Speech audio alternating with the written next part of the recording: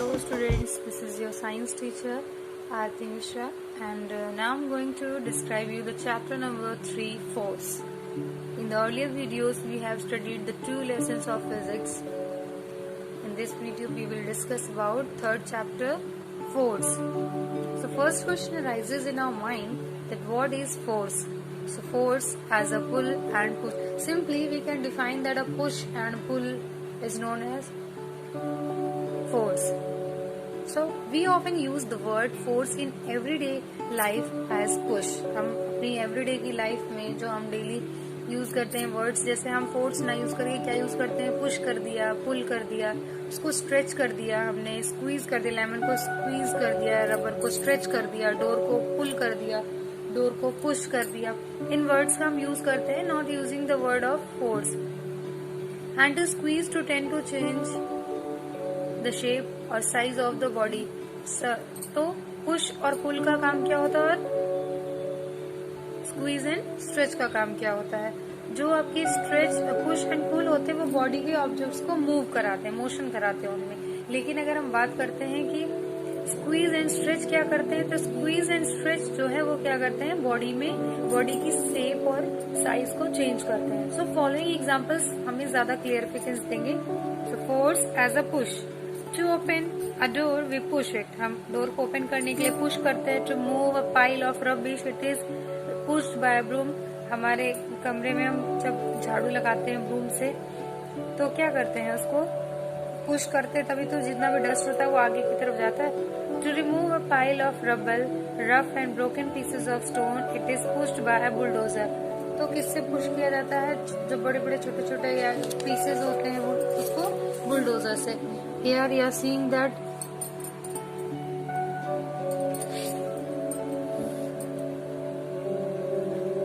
trolley or a baby cart it is pushed by a man or caretaker. जैसे baby को ले जा रहे हैं, एक बेबी वॉकर है ये, तो इस ट्रॉली में क्या करता है, बॉय क्या कर रहा है, उसको पीछे से पुश कर रहा है और पुश करके उसको उसकी पेस से मूव करा रहा है. तो force as a push to move the baby cart को मूव करने के लिए. ऐसी कार है, कभी रुक जाती है, boy if the car does not start by it's engine से स्टार्ट नहीं हो रही, तो हम उसको क्या करेंगे, बैक जाके उसके पुश करेंगे और then it will start moving.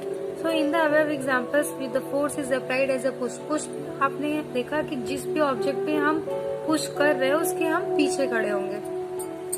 पुल में क्या होगा, force as a pull. To move a grass roller on the lawn it is pulled by the gardener. Gardener उसको खींचता है, उसको गार्डनर खींचेगा ताकि ग्रास के ऊपर वो रोल होके काम हो सके. तो force as a pull by the gardener to move a roller. जब हम पुल का काम करेंगे तो आप देखेंगे to move a cart it is pulled by bull. Cart को मूव कौन करता है, बुलक कार्ट को बुल मूव करता है. तो जब भी हम पुल की बात करेंगे तो जो भी होगा उसके हम आगे रहेंगे. पुल में हमेशा पर्सन जो है वो आगे रहेगा और उसको खींचेगा. Here a coolie is pulling the trolley. So to move a luggage trolley, the coolie applies force as a pull on the trolley. Force की तरह उसको किस पे लगा रहा है, खींच रहा है. So force as a pull on luggage trolley. We pull a door to open it. हम जब भी डोर को क्लोज करते हैं तो पुश करते हैं, लेकिन जब ओपन करते हैं तो पुल करते हैं. A rickshaw man pulls on the rickshaw and move it. जब रिक्शा चलाता है तो वो क्या करता है, पुल करता है, खींचता है रिक्शे को. So force as a pull to move a rickshaw. In the above example, force is applied as a pull. इन सभी एग्जाम्पल्स में आपने देखा कि फोर्स कैसे अप्लाई हो रहा है, पुल की तरीके से. So movement of a body is obtain a result of a push और पुल. दिस पुश और pull is termed as force. इसको हम क्या कहेंगे, force. So the force is a cause a push or a pull which tends to result in the movement of the body. Force यानी push और pull से क्या होता है, जो मूवमेंट ले आता है बॉडी में, चाहे वो कोई ऑब्जेक्ट हो चाहे जो भी हो, उसमें मूवमेंट हो जाएगा. अब तीसरा पॉइंट हम पढ़ेंगे कि फोर्स एज अ स्ट्रेच. हम स्ट्रेच में कैसे फोर्स लगाते हैं, कुछ एग्जांपल्स के थ्रू देखेंगे. When A rubber string is stretch its length increases. हम जैसे पोनी बनाते हैं, उसके वो छोटा सा रबर होता है, हम उसको स्ट्रेच कर करके कितनी उसकी लेंथ को इंक्रीज कर देते हैं. On stretching spring it elongates. आपने स्प्रिंग देखी होगी, वो जब हम उसको स्ट्रेच करेंगे तो वो कितनी ज्यादा बड़ी हो जाती है, इलोंगेट्स हो जाती है, बड़ी हो जाती है। On suspending a load at one, जैसे हमने क्या किया, एक धागे में, एक धागे नहीं तो एक, जैसे क्या होगा, एक धागा या वायर जिसको कह लीजिए, उसमें हमने एक साइड में उसको एक सिरे पर उसके बांध दिया, उसको हमने टाई अप कर दिया एक एंड पे, और दूसरे एंड पे उसके, उस धागे के दूसरे एंड पे हमने क्या किया, वेट डाल दिया, यानी वेट किसी चीज को फिक्स कर दिया। तो जैसे ही वो क्या होगा, keeping it's other and fix and the length of wire increases. जैसे उसको सस्पेंड करने मतलब होगी, हम जैसे उसको नीचे छोड़ेंगे आप देखेंगे कि उस वायर की जो लेंथ होगी वो इंक्रीज हो जाएगी। Force as a squeeze, squeeze मतलब निचोड़ना। On squeezing a tube of gum, जैसे हम डेली सुबह सुबह उठते हैं और ब्रश करते हैं, तो ब्रश करते हैं, ट्यूब ऑफ गम, टूथपेस्ट, हम सबको क्या करते हैं, स्क्वीज करते हैं, दबाते हैं, प्रेस करते हैं, तो क्या होता है, उसका शेप चेंज हो जाता है।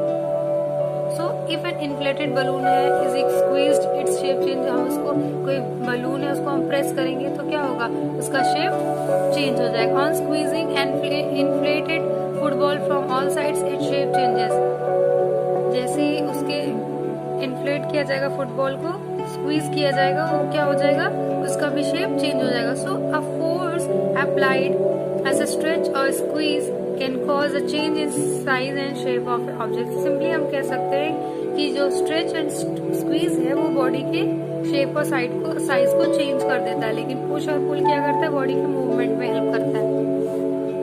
Some facts are here written, so we will discuss. Do you know that a body is said to be in state of rest if it does not change its position with respect to its surrounding? हम ये कह सकते हैं कि कोई भी body move तब तक नहीं करती है वो जब हम किसी बॉडी का मूवमेंट उसको किसी के रिस्पेक्ट में करके देखते हैं। जैसे एक टेबल ली हमने, टेबल पे बुक रख दिया, हम जब तक टेबल को डिस्टर्ब नहीं करेंगे तब तक वो अपनी पोजीशन चेंज नहीं करेगी। सो हम उसको देखेंगे वो किसके रिस्पेक्ट में है। A body said to be in state of motion if it changes its position with time with respect to its surrounding, वो अपनी सराउंडिंग के स्टेट में, जैसे हम क्या करते हैं कि हम कार से चल रहे हैं, किसके रिस्पेक्ट में, एक ट्री है सामने, वो तो बिल्कुल स्टेशनरी होगा, हम कार से मूव कर रहे हैं तो हमारी कार ट्री के रिस्पेक्ट में मूव करे, तो it means the car is motion, doing motion with respect to tree. हमेशा मोशन और रेस्ट की अगर हम डिफाइन कर रहे हैं कभी, तो उसको हम ये चेक करते रहेंगे कि वो किसके रिस्पेक्ट में हो रहा है। If a force does not change the state of the body, जब भी कोई फोर्स किसी के स्टेट को नहीं चेंज करता, फ्रॉम रेस्ट टू मोशन और from motion to rest, it is called balanced force. Balanced means कोई भी फोर्स लगाने पे ना वो रेस्ट से मोशन में गया ना मोशन से रेस्ट में आया, तो इस मीन बैलेंस हो। लेकिन अगर यही फोर्स चेंज कर देता है बॉडी को रेस्ट से मोशन में या मोशन से रेस्ट में, सो ये क्या कहलाएगा, unbalanced force. In this video we have discussed about these topics, about force, push, pull, squeeze and stretch. How we can call pull as a force, stretch as a force, squeeze force and push as a force. In the next video we will discuss how the effects of force. So thank you for watching beta.